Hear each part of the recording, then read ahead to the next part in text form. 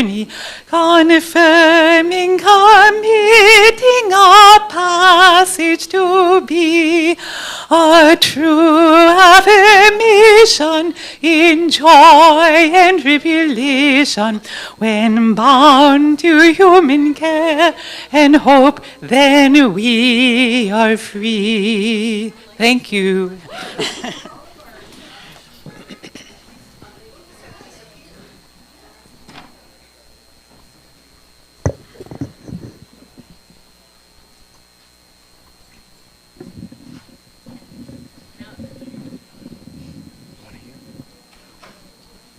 There we go. Okay. Thank you. Thank you, Miguel. We are here with each other as we go through it all. And now it is time for the lighting of our chalice. This morning's chalice lighter is Joe. Do we have Joe? Yay, there's Joe. Her pronouns are she, her. She is 6 years old, and she is happy that she is on Thanksgiving break.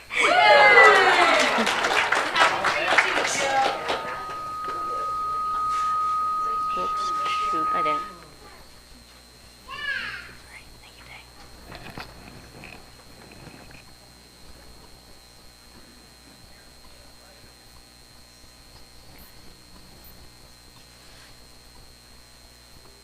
One moment as we get this chalice to be lit.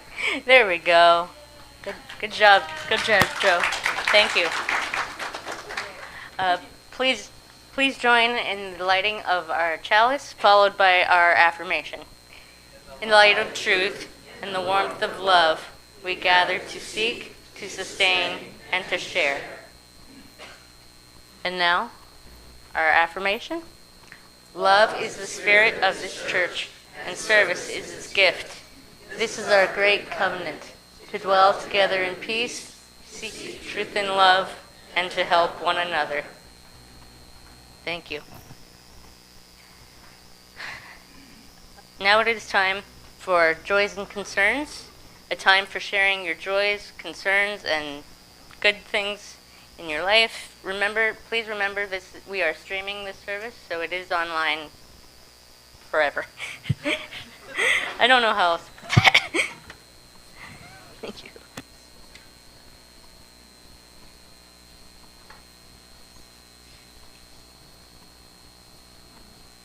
Hi, Alyssa again. So my dad has a major surgery coming up on December 5th. I'm going to go up to see him on December 6th, hopefully after everything goes good and they're able to do what they need to do. So just kind of keep him in your thoughts. Thank you.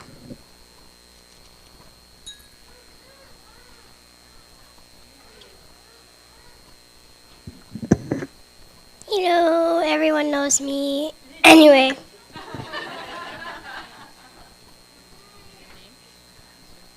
Alice. Oh, wait, I have two joys. My first one is that Thanksgiving break. Then my second one is that I got this sketchpad book.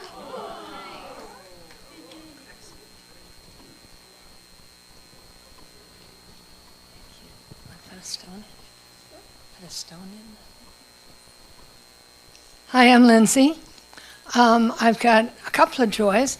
First of all, thank you to William and Roderick for my new shirt, which is be cool, be kind, let's see, be proud, love is universal, which I like very much. I have new shoes. They're pretty. And I host every other month a karaoke at my community, and we haven't had that many people coming. The few people that come have a good time, but last night we got an insurance company to offer a free ice cream bar, and ice cream must be magic because we had 50 or 60 people, and not all singers, but about 13 singers, and we had such a good time. And it was also funny. The people that run it are social committee. They all came in matching Christmas pajamas and red noses and all that sort of thing. And at the end, it was so funny, at the end they sang, "We Wish You a Merry Christmas," and apparently some of them didn't realize that there were verses in between. And so they were reading that, and at the end the guy said, "And what the hell is a figgy pudding?" Anyway, we had a wonderful time.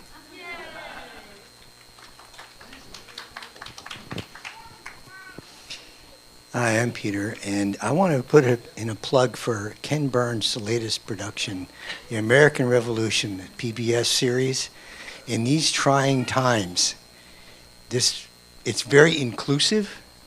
It has a lot of information about what the culture was like and the principles that our country is founded on, and I really want to encourage people to watch it. I'm almost in tears when I'm saying this, so it's very, very good.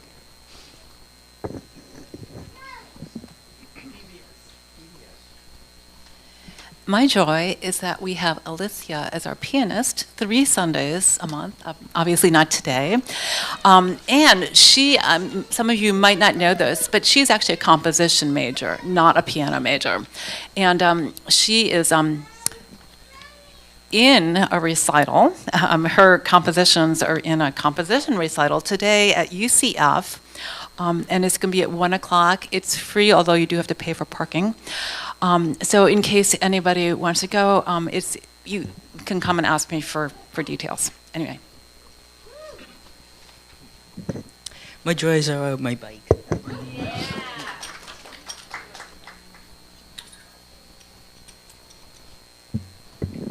My name is Ann. My joy is that we have Amelia in the house, having not been here for several months. So we have one of our babies back in the nest, which is nice.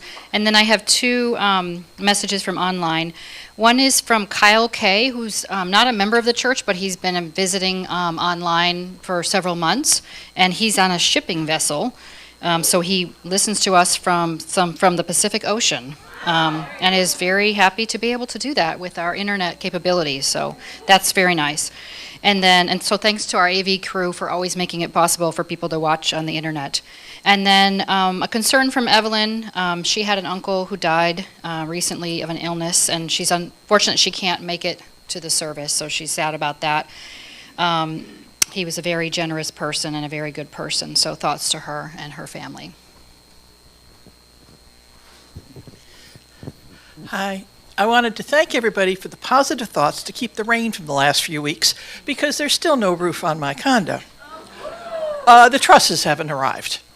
So the tiles are off, but the trusses aren't here. So keep thinking the same way, please. Gosh, no kidding. Hi, everybody. David McElroy. I have joy and concern. The joy is that my Christmas Carol is coming up on the 5th, 6th, and 7th, and I know there's a lot of activities going on, so I understand. But they're filming the first 2. We have a film crew that's coming to do it. Chloe's directing the stage version. And we have a matinee on the 5th. And if you can't come to any of those, First Church is doing it, or I'm doing it at First Church, I should say, on the 13th. So, some opportunities.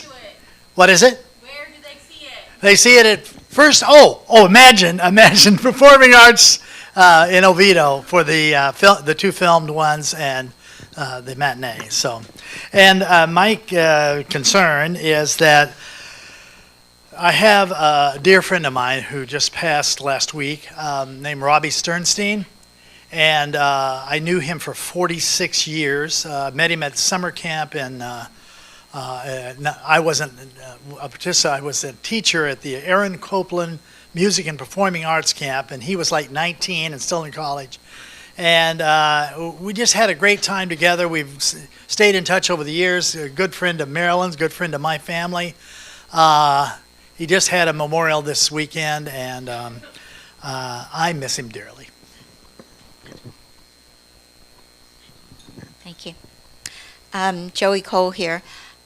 My joy is that last night I was able to go to this John Denver tribute concert. It was at the Ritz down, the Ritz Theater, part of the Wayne Dench Performing Arts Center in Sanford. This guy was really good. Carl Bennett. Somebody said he was a chiropractor. I don't know if he sings to you when he works on you, but I would go just for that. I mean, he was really, really good, and I'm a huge John Denver fan. But the other thing I wanted to say up here, and I'm maybe a good advertisement for the Blue Holiday, is that today would have been Joe's 82nd birthday. So you can carry both feelings, that the joyfulness and the sadness in your hearts, all at the same time. Can you put some stones in for me, Eva? Thank you. I want 2, please. One more. Thank you. Here, Joe. My joy is that yesterday night my mom's grad students came over to our house. Thank you.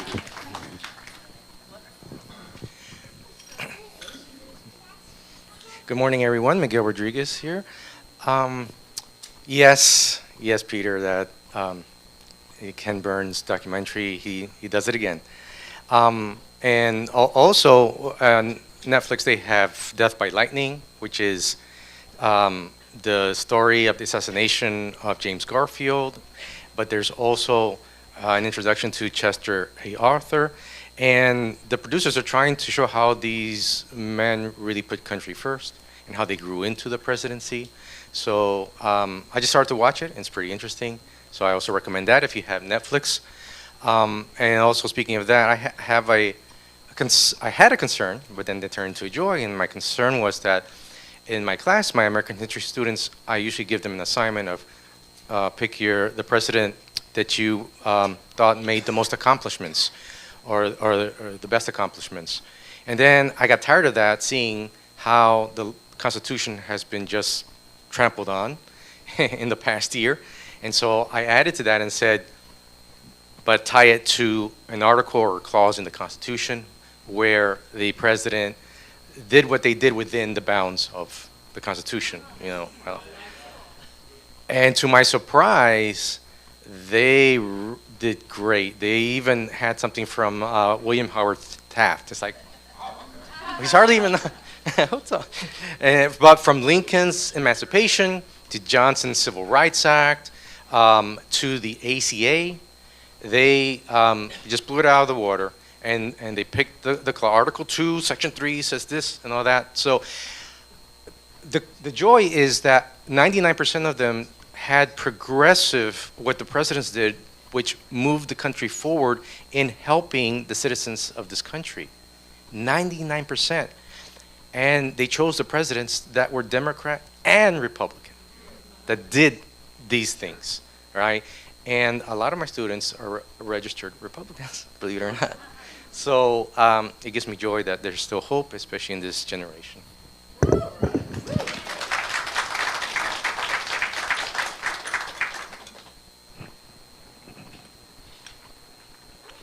Thank you all for sharing your joys and sorrows.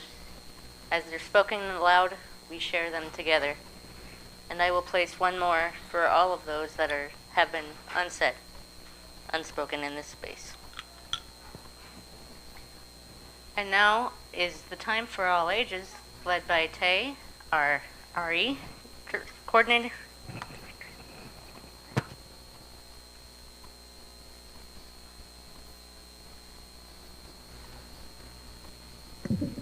Hi, all. Okay. Please raise your hand if you know what a side hill gouger is. Okay, we got one hand. Okay, maybe you know it by another name, the haggle-toe pelter. Nope. The side swiper? Nope. Wampahoofus. Okay, not seeing a lot of hands for these guys. But I will be using the name Wampahoofus for the rest of the time for all ages, as I think it's the most fun to say. The Wampahoofus is a creature from American folklore that supposedly hangs out in Vermont, though it could be Arkansas, or maybe Great Britain. They look like a deer with rabbit's ears, or a giant lizard, or a razorback hog that's fluffy like a sheep. Or Well, whatever it looks like, it's some kind of creature with asymmetrical legs and a tail they can swing from. Actually, keep the legs, lose the tail. It might not be true. Supposedly, they're very skilled at walking on hills due to their legs being different lengths. However, they're not good at walking on flat ground. And depending on which legs are longer, it means the wampum hoofus can only walk clockwise or counterclockwise, and they cannot turn themselves around well. And though the ones with tails might be able to get around this. Oh, also they're dark green, or maybe they're bright orange. So why am I telling you about these creatures that may or may not have existed, and if they do exist, there are a lot of conflicting opinions about them? Because the wampa hoofus, along with other cryptids, are a great example that you don't need to have proof to believe in something. The wampa hoofus stories were first told when the lumber industry was booming in Vermont. And maybe these stories were told from bored lumberjacks trying to prank each other. Maybe they were told to keep people off certain areas that had the best lumber. Maybe it was the heat and the labor making people see things. Or maybe they really saw animals racing up hills at ridiculous speed and couldn't place them and gave them a name. However, the stories, they still persist. The people still share the story of the wampa hoofus, and Vermont even has a trail named after these creatures you can walk on. And although we cannot prove the wampa hoofus exists, some of us believe in them, and some of us believe they could have been real, but have their doubts. And some of us don't believe in them at all, and all those responses are okay. But wherever you fall on the spectrum of believing, the stories still matter. They bring people joy, they are rooted in history, they spark our imagination, and most importantly, they give us something to share with others and continue to work to discover and figure out. Thank you.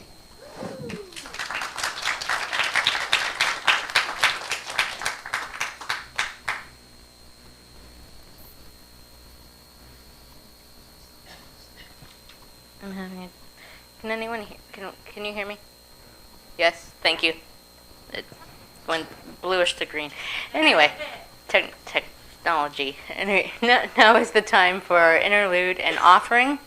We share 40% of the offering with a charitable organization selected by our Social Action Committee. And today we are sharing with the Hope Community Center. This morning we are having a MP3 song for our offering.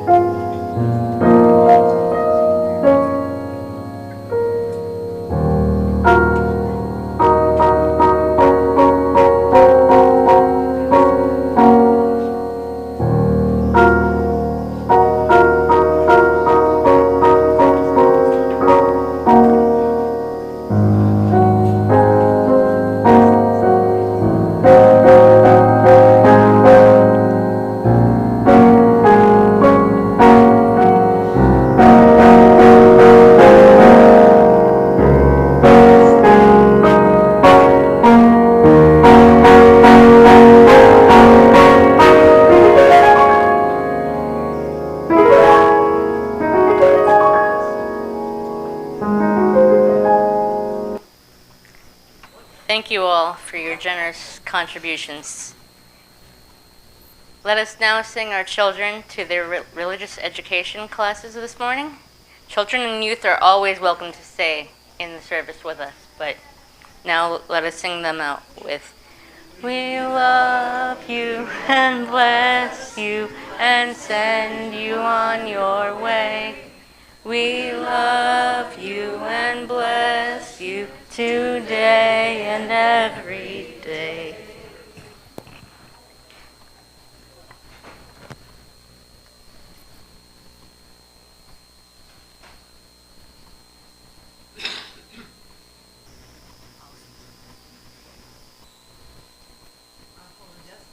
I'm your speaker.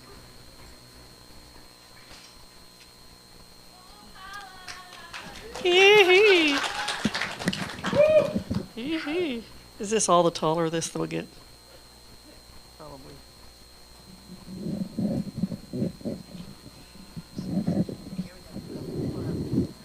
That's good, right there.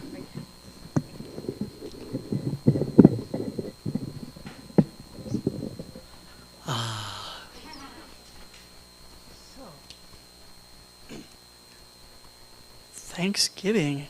Let's be very serious about Thanksgiving because we've got lots to be thankful for. I'm going to skip right past the whole myth about the harvest meal shared by Penobscot Indians and the Pilgrims. Let's skip that part. All over the world, people have harvest festivals at the end of the year. They're celebrating, we've got the harvest in, and by our calculations, it's enough to get us through until spring when more things start growing, so we should be okay. That's basically what it's all about. So we say, okay, well, we're living in a world that's got lots of mass transportation and moves things everywhere, and crops that mature at different times of the year and all manner of things like that going on. So I want to look at a little different angle of gratitude and share some thoughts with you.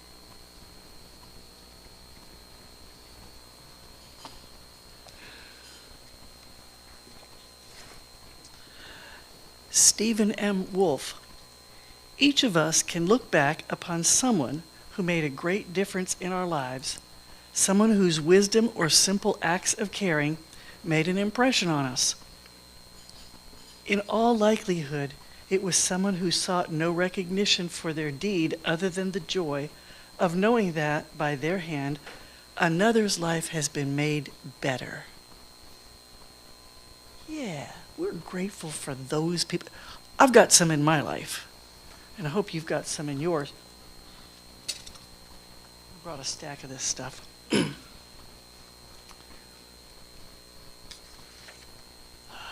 This one comes from,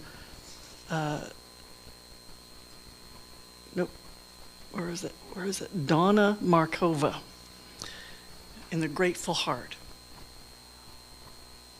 What she said is this: gratitude is like a flashlight. If you go out into your yard at night and turn and look around, you don't see much. But when you turn on a flashlight, you suddenly see what's there. It was always there, but you couldn't see it in the dark. So gratitude lights up what is already there. You don't necessarily have anything more or anything different, but suddenly you can see what actually is. As a mental health professional, I've used this a lot. Peter and I both have. Asking people to, when you first come in the office, the first thing I'm going to ask you is, what's new and good?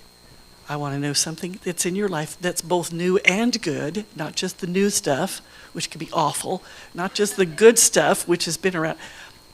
And they know I'm going to ask this question.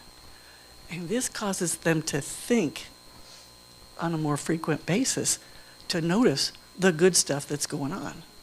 So we focus, intentional. And I have these are smaller ones. Yes, where would any of us be without family and friends? Oops. Sometimes our light goes out, but it is blown back into flame by another human being. Each of us owes deepest thanks to those who have rekindled this light. Some of that, and some more of that over here.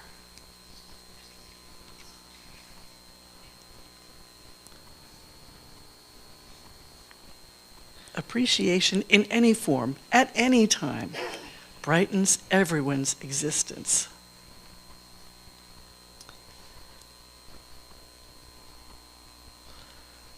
There is always something for which to be thankful. Charles Dickens. It is not joy that makes us grateful. It is gratitude that makes us joyful. Aha. So what I have today is 2 boxes of thank you notes. Remember being told by your mom to write a thank you note and sitting there and going, I don't know how to do this. Teach me how to do this. And the instructions I got were not much help to me, but I muddled through.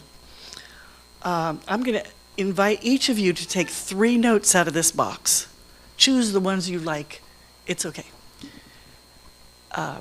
If you want more, go ahead and grab a couple of extras. It's not a problem. We got lots.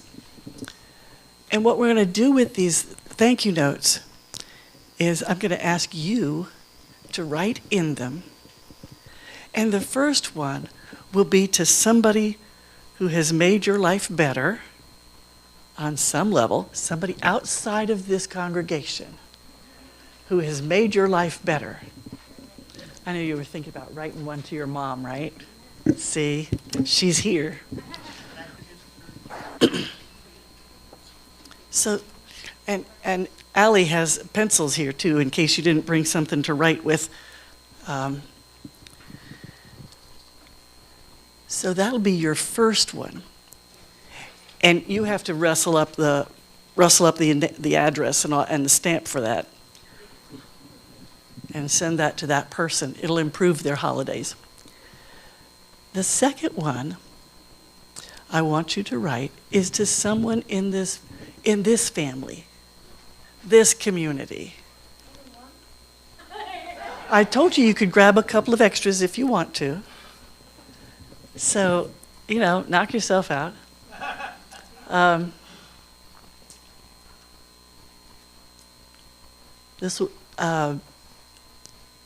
I got one of these last year, the last time I did this with somebody, and it was just such a sweet thing. And I'm thinking, oh yeah, okay, this feels good. And it also lets me know what I should do again. Oh, that laughing thing, yeah, do that again. That joke thing, yeah, not so much of that, Paula. So there we are. Now the third one, by the way, the ones that are for somebody else in this congregation, you can give those back to me when you're done with them. We'll still have room in the boxes to put them back in. And I can make sure that those get delivered. We have stamps here at the church. We have addresses in the book. We'll do fine with those. So we'll manage all that. And the third one you have, I want you to write to the Spirit of Life or the universe or God, by whatever name you call her. I don't care.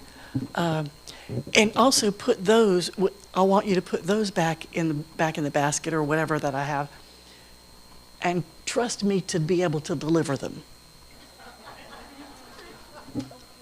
Now, you all have known, as you've known me, I keep coming up with some new skill that you never knew I had, right?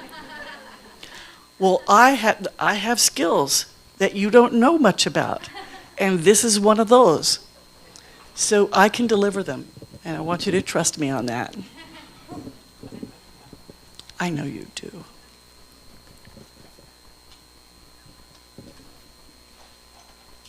And while you do that,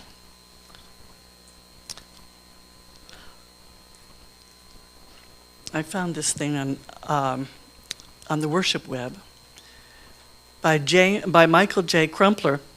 Today I choose gratitude. Now, Michael J. Crumpler struggled with addiction for a long time. So may have more to be thankful for than some of the rest of us who never got caught up in that. Anyway, he wrote, "Every day I grapple with gratitude. Gratitude is that thing that breathes out yes.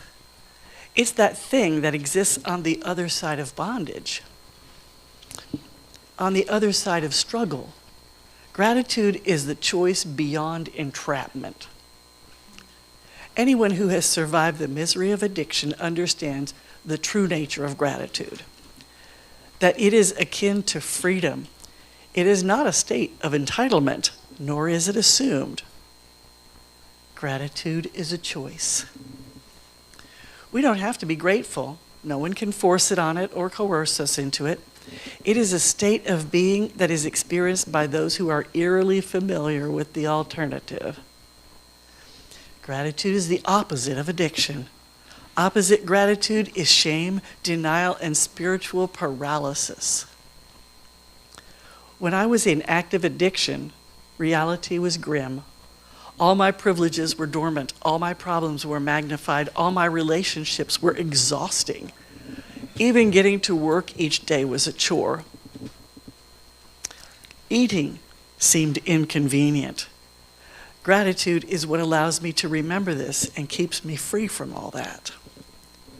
Gratitude is liberation, allowing me to live my life so that others can get a glimpse of what living is like on the other side of addiction. So today, I will pursue gratitude and abandon obsession. Today, I will embrace gratitude as the antidote to suffering. Today, gratitude is my relief from the petty annoyances that call me away from all that is peaceful and safe and good. Today, I choose gratitude."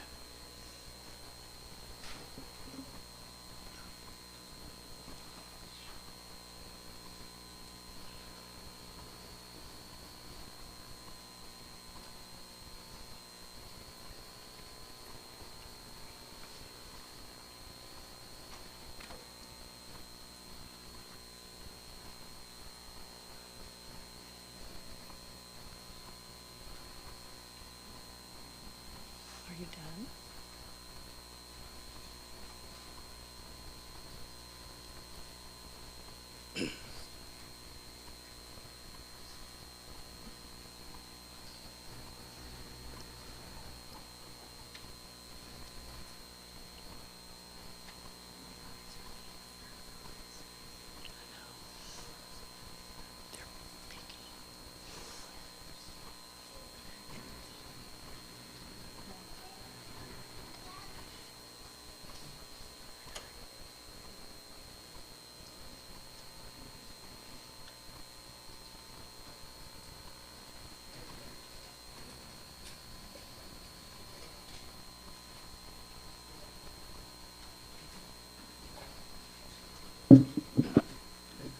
So when you're done, you can put your hand up and Allie's going to help me collect these.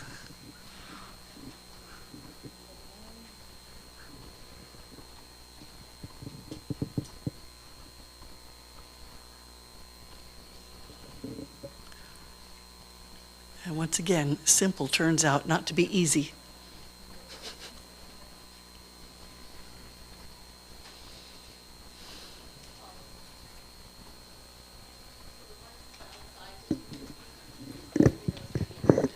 No, I don't have their addresses.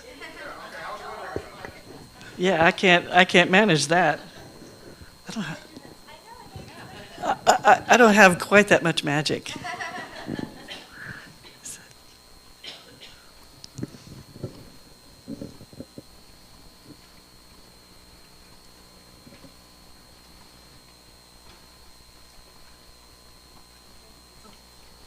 There were some.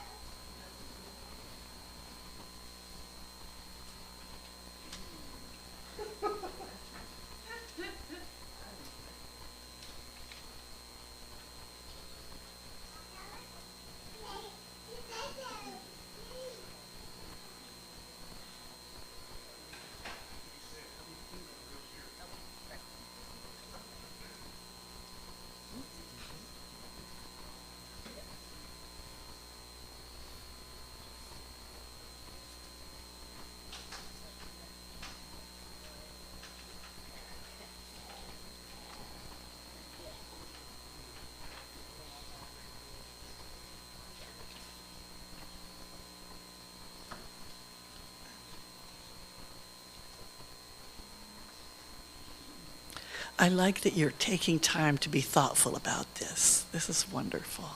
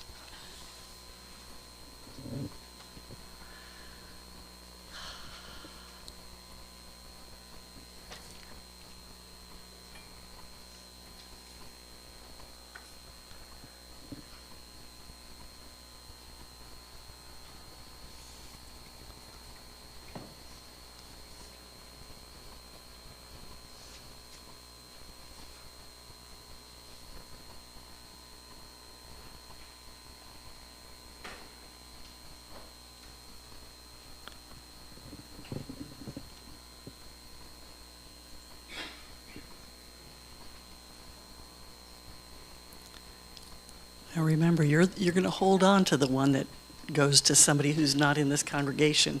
When you get home, you rustle up their address and send it to them. Peter? Peter.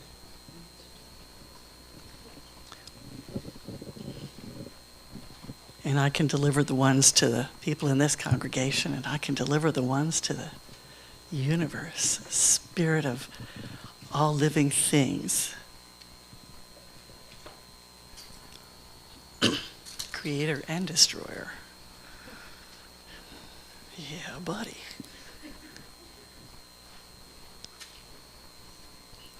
I can tell you a little story about gratitude. During World War II, the Nazis had invaded the Netherlands and were giving the Dutch people the worst time and trying to exterminate their Jewish population at the same time. And a watchmaker and his family decided that they would help be part of the Underground Railroad for taking care of the Jewish people and getting them moved to some other country where they'd be a little bit safer. So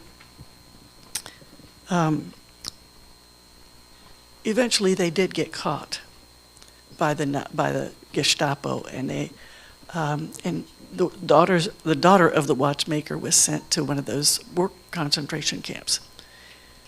Not a death camp, but a work camp. And while she was there, she was in a huge barracks, bigger than this whole building. And they had people stacked 5 high, bunks that were just made out of wood without any mattresses. And there was a stove in the middle of the place. There's no comforts there. All the comforts of Nome without the buildings. So they were complaining, these young women, the women in this building with her, were complaining about the fleas and the bed bugs in the building. No proper beds, but bed bugs just the same. And they were making them miserable. And they were complaining to each other about this. And Corey said, let's have a prayer circle. We'll have a prayer circle here. And I think that we should spend today in our prayer circle thanking God for everything that there is.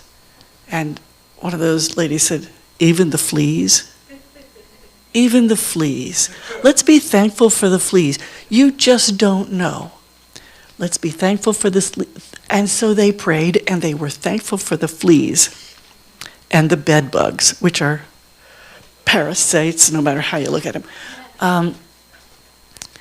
And they didn't realize it until months later. But the fact that their barracks had this many bugs in it made sure that the guards weren't coming through there as frequently. And if they had been coming through there more frequently, they would have busted up their prayer circles. They would have busted up their kindnesses to each other. They would have made their life even harder. And so they discovered that fleas are something to be thankful for some of the time. And Corrie ten Boom tells this story, and she wrote a couple of books after the war was all over, and she's been on many speaking tours and stuff like that. Is that everybody?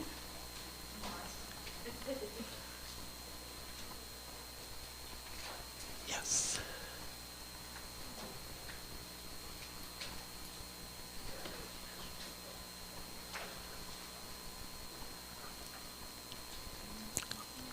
Well, I have run out of minutes. So I'm going to let you continue to write those and catch up with me after the service is over to hand them to me if you've still, not quite finished and want me to deliver something for you. And in the meantime, I'm going to hand all of this back to Allie, who knows just what to do with it. Oh, I'm not going far, am I?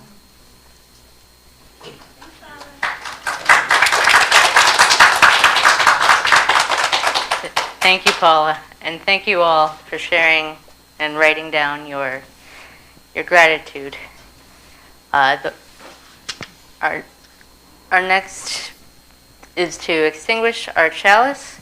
Please join us in the words printed above. We extinguish this flame, but not the light of truth, the warmth of community, or the fire of commitment.